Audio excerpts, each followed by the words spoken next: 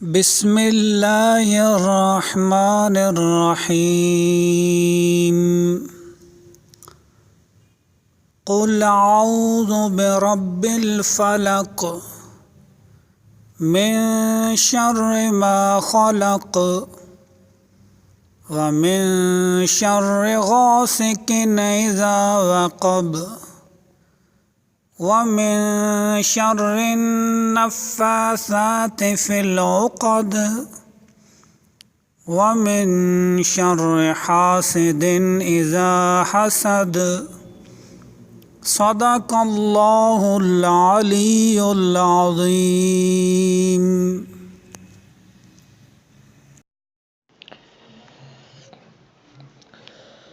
شروع کرتا ہوں اللہ کے نام سے جو بڑا مہربان نہایت رحم والا ہے۔ اے رسول آپ کہہ دیجئے کہ میں پناہ لیتا ہوں صبح کے پروردگار کی، ہر اس چیز کے شر سے جو اس نے پیدا کی ہے، اور رات کی تاریکی کے شر سے جب وہ چھا جائے، اور ان کے شر سے جو گروہ میں پھونکے مارتی ہیں، اور حاسد کے شر سے جب وہ حسد کرے۔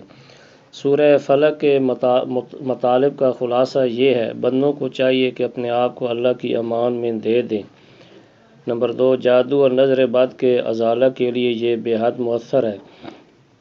جنتر منتر اور جھاڑ پھونک کی مذمت وغیرہ وغیرہ۔ خلاصہ التفاسیر، قل اعوذ برب الفلق، چونکہ عموماً بلائیں رات کی تاریکی میں آتی ہیں، اس لیے اس ذات کی پناہ لی جا رہی ہے جو شب تاریک کو پھاڑ کر سپیدہ سحر نمودار کرتا ہے۔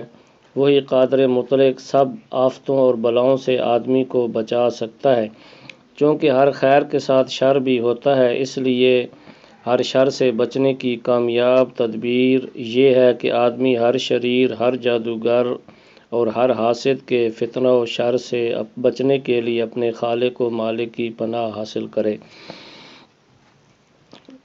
اللہم صلی علی محمد و آل محمد۔